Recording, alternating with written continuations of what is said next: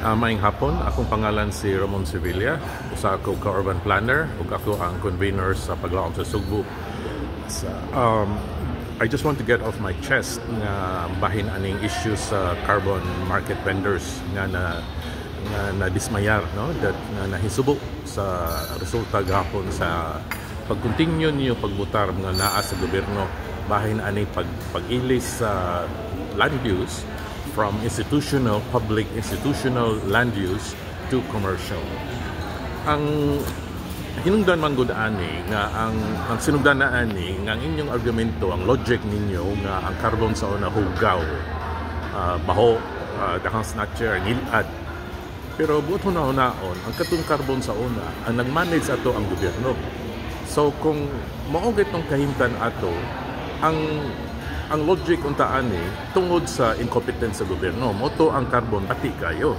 Now you cannot use that logic to argue for a privatization. Kay mingon man mo nga mas nindot kini privatization kay manindot ang carbon.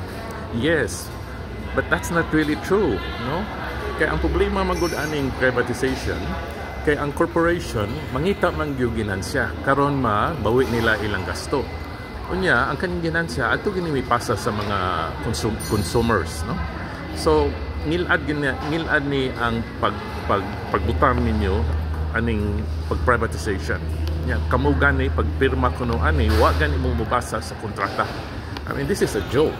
So shame on you, shame on you people who voted on this. Kay kani ang resulta ani nakalisod, naghatag mo kalisod samot sa mga katiling bansa Cebu, especially karon nga nagkalisod ng kinabuhi.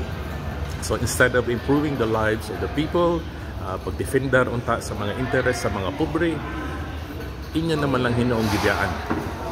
So palihog in town, sayop ni inyong gibuhat.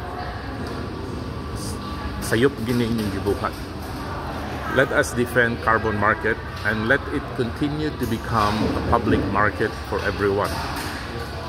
Kakang salamat.